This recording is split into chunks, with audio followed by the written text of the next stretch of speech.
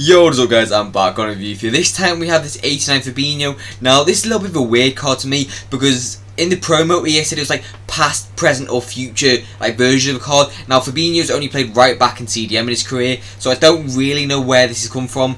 But anyway, we'll go into his stats then. So he's 6'2", he's got high medium work rates, he's right footed with 4-star, he's got 87 pace, 87 shooting, 86 passing, 90 dribbling and 85 physical. So on paper it looks like quite a good attacker, to be fair.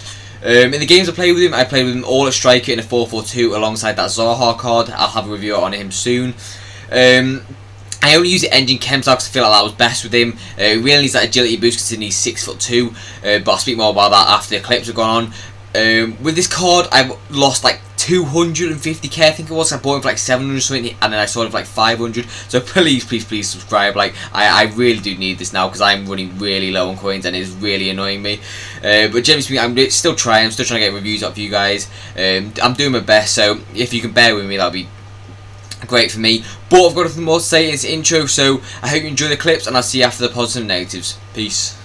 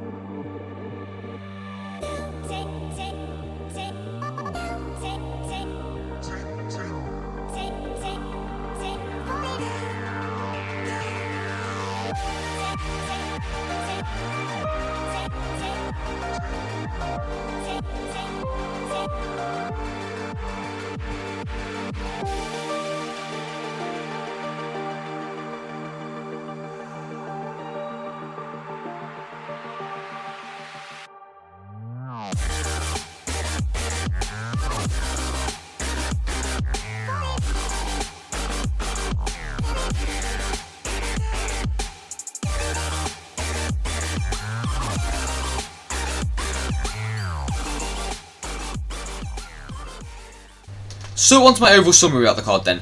Now for this card, it's a very weird card and it's a very unique card, that's why I think it's quite fun. I thought I'd do a bit more of a fun review, and I haven't really enjoyed this weekend league, to be honest. It's been very hit and miss. Normally I lose like 1 or 2 games, but I think I've lost like 3 so far and it's been really bad for me. Like that's shocking for me, but it's just because of the cards I'm using. Like this card isn't bad necessarily, but it's not a high tier meta card unless you play him at like centre mid or CDM, and I'm going to speak about that now. So if you're like a high level player and you got a lot of coins, this card would probably be very good if you're playing like a 4-4-2 as a centre mid, if you put a shadow on him, because then the stand tackle goes to like 77 with a 90 stamina as well, with the 85 strength and all the other aspects being really good overall. It just makes him a very good box to box player. But as an attacker, we'll go through it then. So for the pace for me, I didn't really feel it was that bad in game. He burst through quite fast. Obviously, he's 6'2", so he's not going to feel the fastest. But generally speaking, he would outpace like people like Kimpembe and Varane and players like that. So generally speaking, the pace is decent. Now the shooting for me is probably the best aspect for me. The attack position is really good. In the right position in the box, he would always be there for the option and play it on and stuff like that. So that was a key aspect for that.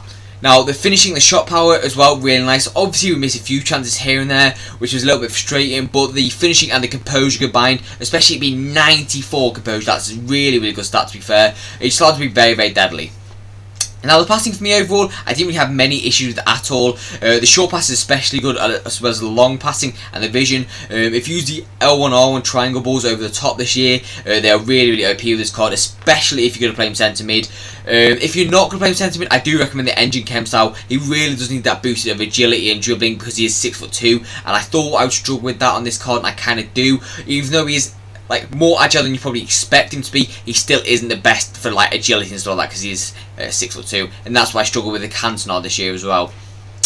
But as I was talking about, the passing overall quite decent. The curve as well, nice. Unfortunately, this card doesn't have any good traits, which is a little bit unfortunate. But generally speaking, the finesses aren't too bad in the game, especially with that shot power paired and the long shots. You can definitely whack one if you wanted to, especially if you're going to green it. But onto the dribbling stats then. So the agility for me, as I talked about, is a little bit frustrating at times. You've got the balance, which is again, it's high stats, but it's not that high if you get me. Like, it doesn't feel that high in game because of his 6'2" stature. And then you got the dribbling stats that are actually quite decent. Like the ball control, that's really good with this card. It just allows you to fire it into his feet and then maybe get like another pass off to a faster striker or stuff like that, or more agile striker. Just a big hold up striker, which is really nice to be fair. Now, the physical attributes for me overall, he was a very, very good aerial man. I really enjoyed that about him.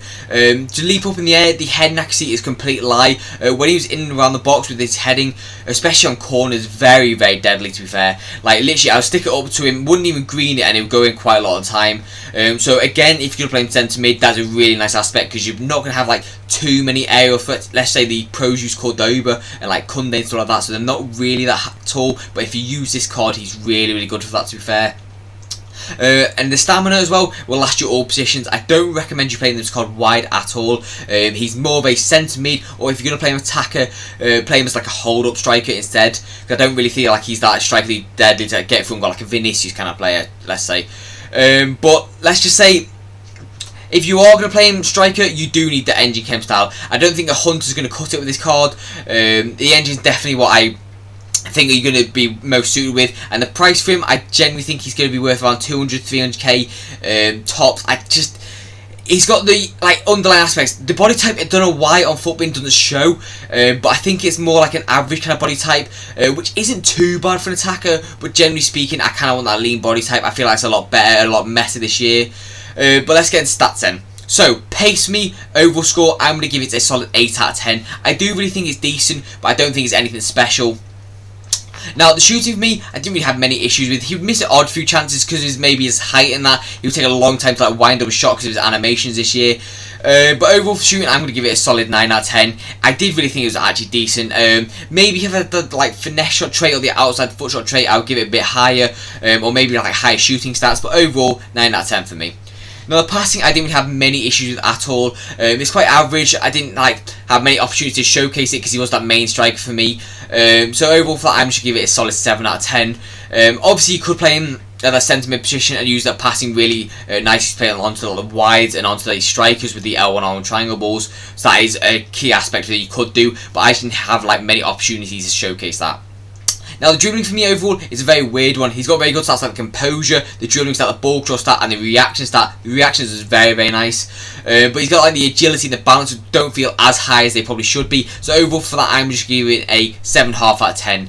It's mainly because of his height. I just don't think that those stats live up to what it says. And the same with Cantona this year. It just doesn't show like what the full card representation is. Now, next up for me is going to be the physicals. Now, overall, I thought it was really nice. I'm going to put the head next in there as well, and I didn't have any issues with that. It's a lie, that stat is. So the jumping's good, the stamina's good, the strength's decent, the aggression's okay. So overall for that, I'm just going to give it a solid 9 out of 10. I do really think his physical attributes is like one of his better aspects of the card.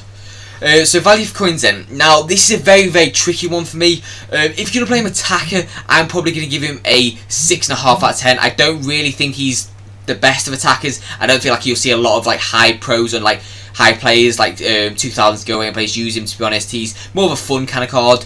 But if you're playing centre mid, I probably would give him a 8.5 out of 10. I do really think he's amazing for that. And he'd be a very, very good box card. So overall score for me then, I'm going to give him an 8.5 out of 10. He's a solid card, but overall I just don't see like him being any more usable after like January, something like that. So that's all for me. Well, that's all for my view. As always, I hope you enjoyed it. If you did, please like, subscribe. I'm trying to hit 1k subs by the end of the year, so you help me towards that, I greatly appreciate it. But I've got nothing more to say, so I'll see you in the next video, and peace out, guys.